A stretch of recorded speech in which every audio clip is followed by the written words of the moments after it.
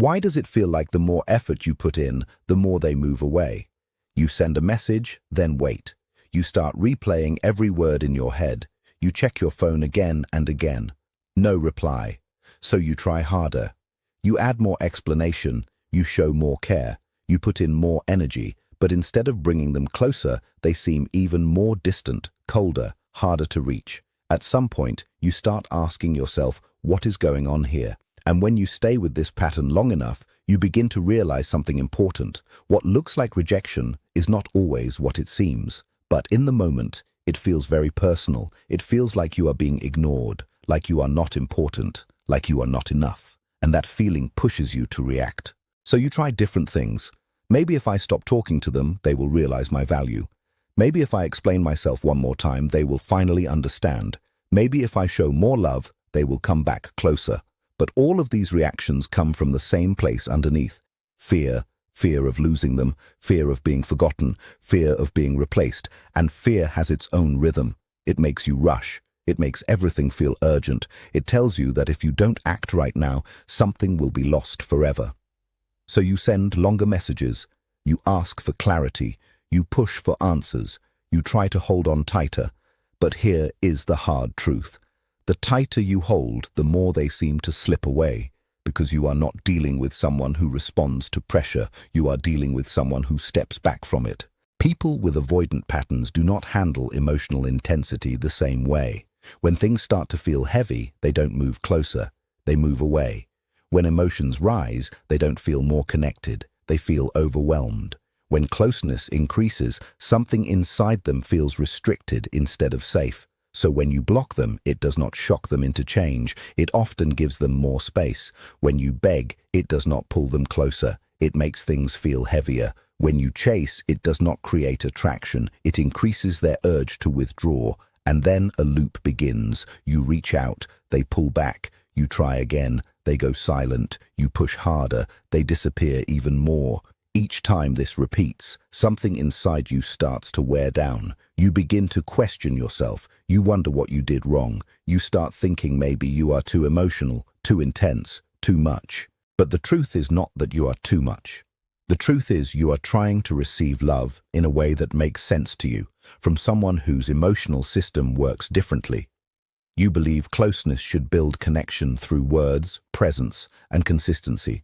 But for them, too much closeness too fast can feel like pressure. And when they feel pressure, they try to regain control by creating distance. That is why they go quiet. That is why replies slow down. That is why they sometimes feel present and then suddenly distant again. It is not always about lack of care. It is about emotional safety. The real problem begins when you take that distance personally. You assume it means rejection. You assume it means loss. You assume it means you are being pushed away completely, so you react even more strongly, and that reaction adds more pressure to someone who already feels overwhelmed. So what could have been a slow, steady connection turns into emotional overload. Every time they step back, you move forward faster. Every time they go silent, you speak more. Every time they create space, you try to close it immediately, and instead of balance, the gap grows wider. At the same time, something else starts to happen to you. Their replies start controlling your mood. Their distance starts controlling your thoughts. Their silence starts controlling your emotions. And slowly, you stop living from your own center. You start waiting. You start hoping. You start chasing. And in that state, your energy changes. Not because you are unworthy, but because you are no longer grounded in yourself. They can feel that shift. They can feel the urgency, the emotional pressure, the need for reassurance. And instead of leaning in, they lean out even more. But once you see the pattern clearly, something shifts inside you. You realize it is not about saying more or proving more. It is about understanding the cycle you are caught in. Because every emotional reaction without awareness is what keeps it alive. And the silence that confuses you the most is often not simple. They rarely explain it clearly. They don't always say, I feel overwhelmed, or I need space because I don't know how to handle this closeness. Instead, they become vague.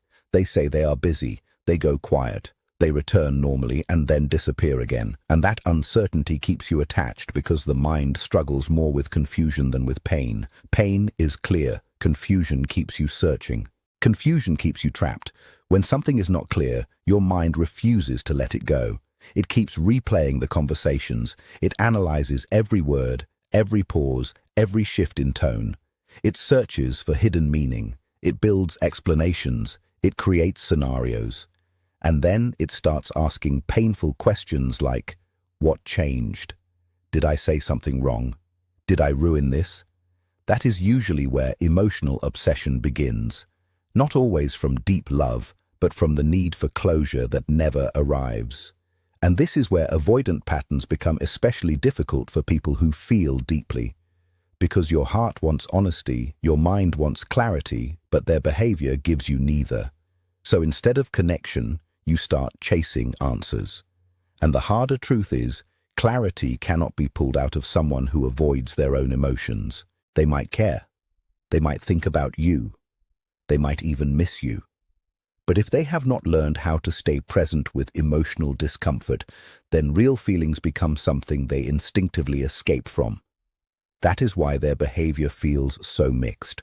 One moment they seem open, the next they disappear.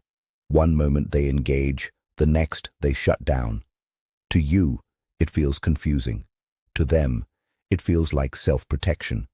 Because for an avoidant nervous system, closeness can register as pressure. Emotional depth can feel heavy. Attachment can feel like losing control. So when emotions become real, their reaction is often physical before it is logical. They pull away. They detach. They go emotionally numb. And if you do not understand this pattern, you will misread it completely. You will think distance means you need to try harder. But often, the more you push, the more unsafe they feel inside. Not because your love is wrong, but because their system was never trained to handle steady emotional closeness without feeling overwhelmed. Many avoidant people learned early in life that depending on others is not safe. Maybe they had to grow up too fast. Maybe emotional needs were ignored. Maybe vulnerability was met with discomfort instead of care.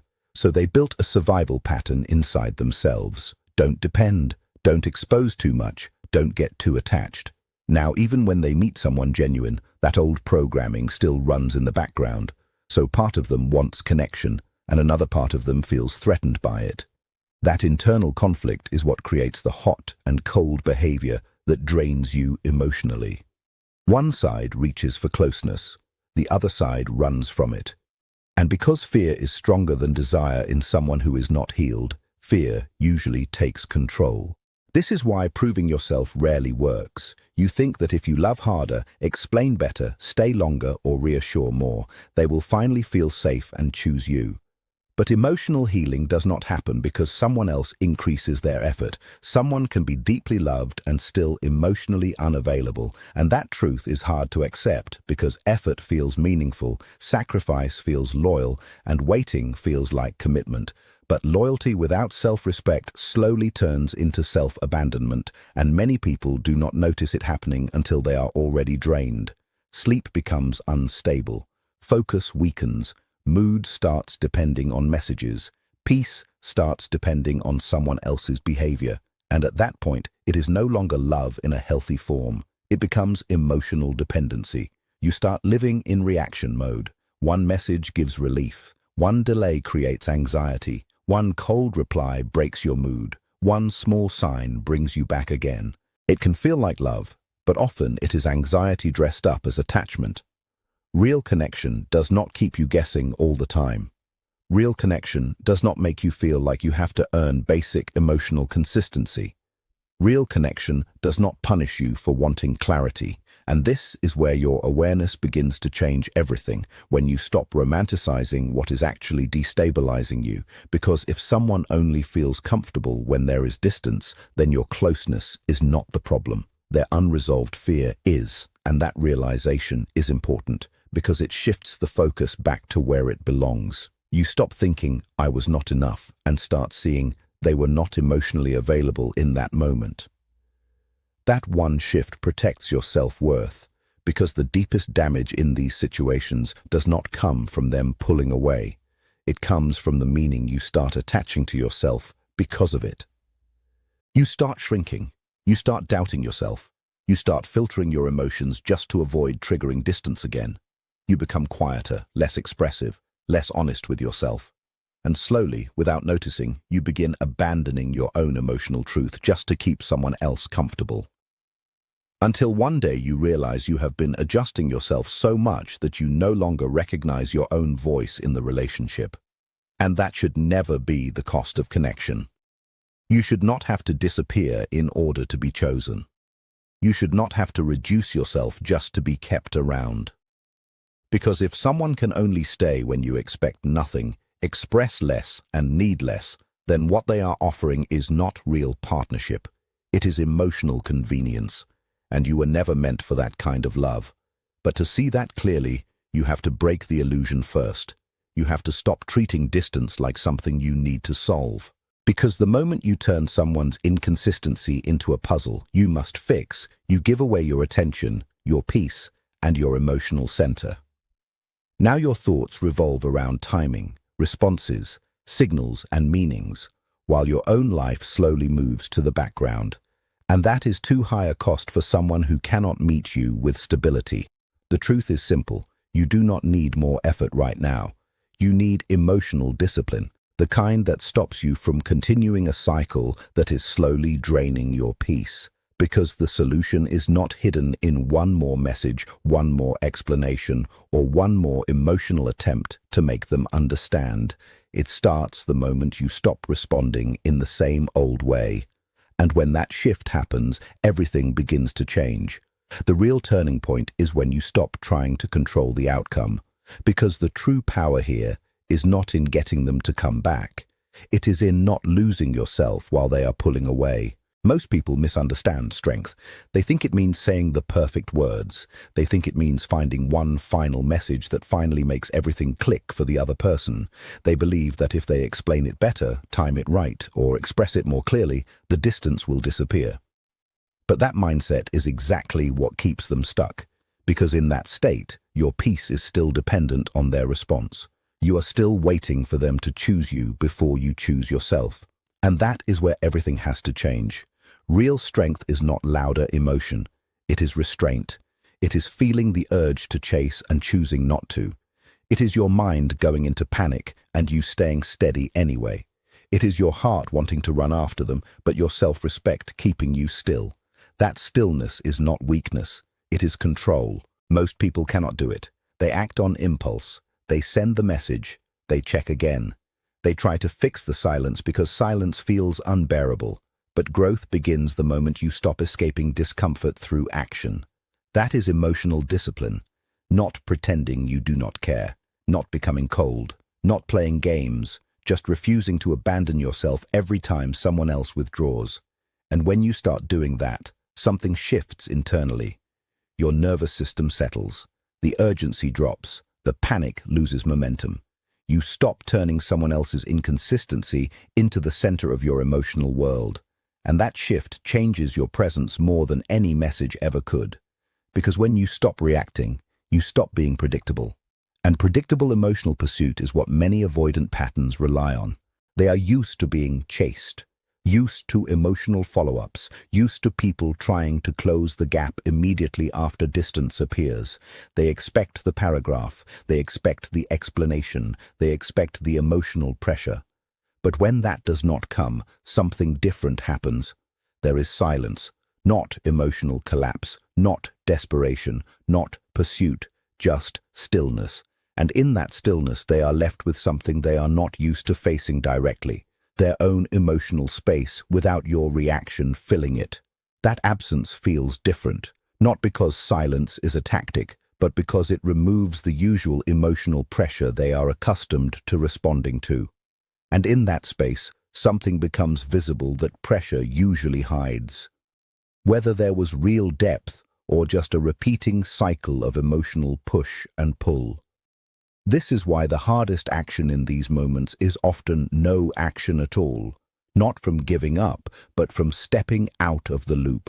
Because patterns only continue when they are fed, and every reaction, every chase, every emotional escalation keeps the cycle alive. Think about how much energy gets lost trying to interpret every delay, every shift, every silence. How much peace disappears into waiting? How much of your attention gets consumed by someone who is not even present in the same way you are? Now imagine reclaiming all of that energy, not by trying harder, but by stepping back. When you stop chasing clarity from someone who cannot offer emotional consistency, you begin returning to yourself. And that is where stability starts rebuilding. You become calmer, less reactive, less emotionally available to confusion, more grounded in your own space. And that kind of energy changes everything. Because when you are no longer chasing, your presence becomes different. Not louder, not forced, just steady, and steady energy carries weight. Not because you are trying to create distance as a strategy, but because you are no longer abandoning yourself to stay close to someone else. There is a clear difference between manipulation and self-respect. One is performed, the other is lived. And people can feel that difference even without words. They notice when your attention is no longer chasing them.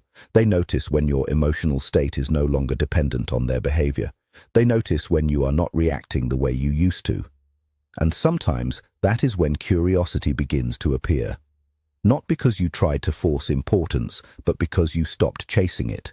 Because emotional stability stands out in a world where panic is common. And when you begin to operate from that place, the entire dynamic shifts, not into control over them, but control over yourself.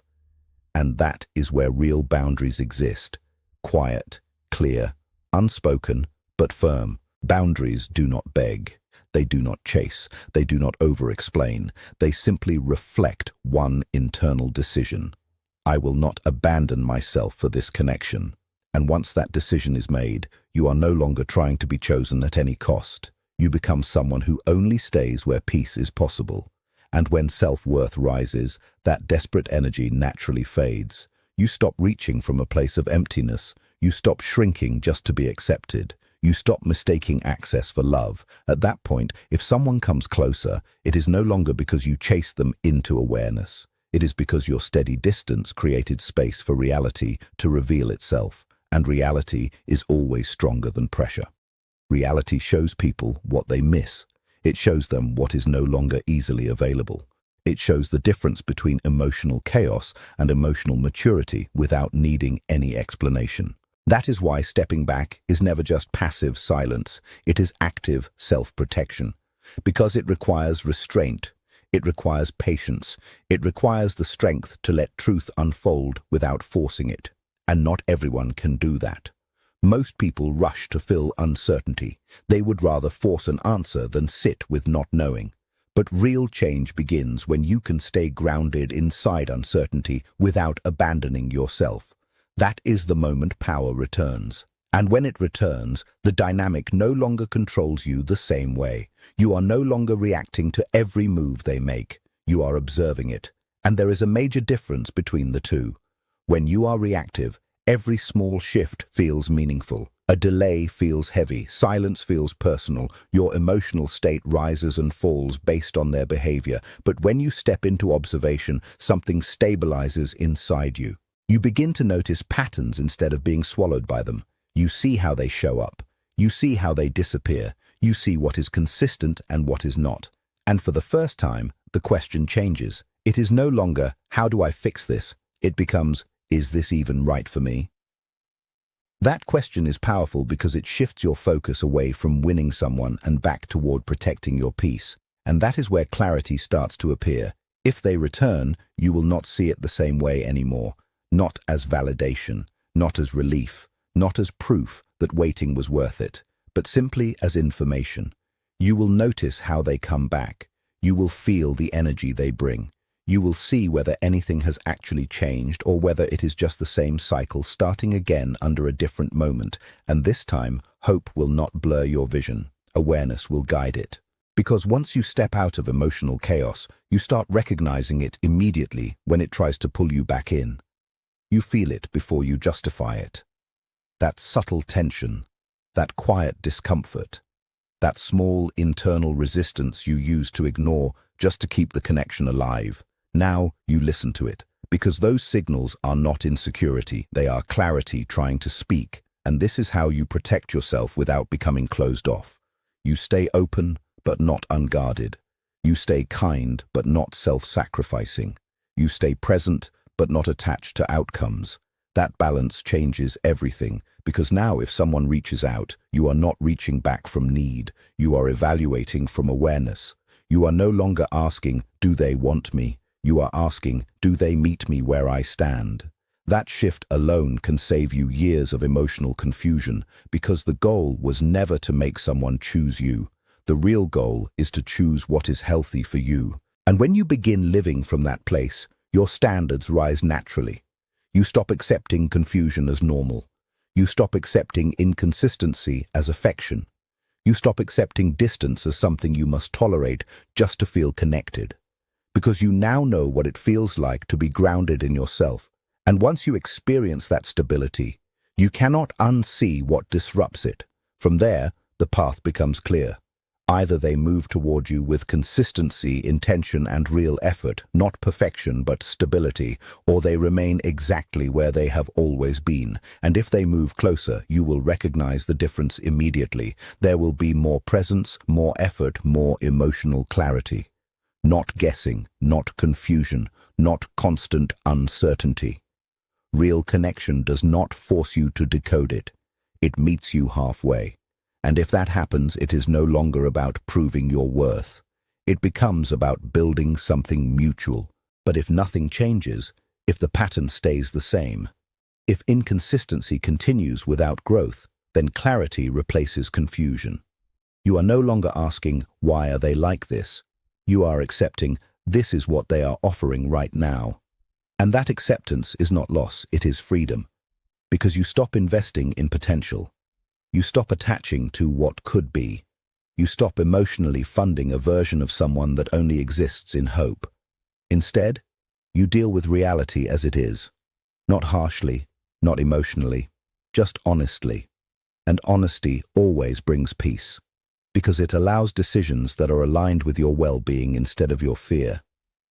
At that point, you no longer stay because you hope they will change.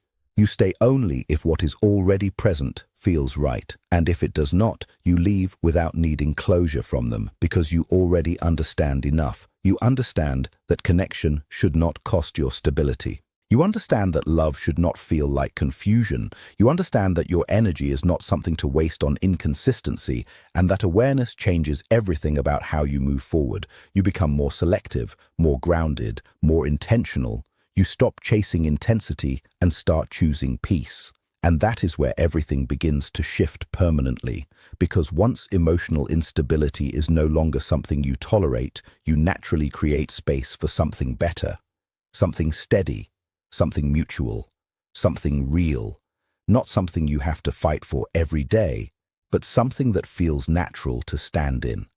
And the most important part is this: you no longer need them to return in order to feel complete, because you have already returned to yourself. And that is a kind of power nothing outside you can take away, not silence, not distance, not rejection, because your identity is no longer tied to how someone else shows up. It stands on its own.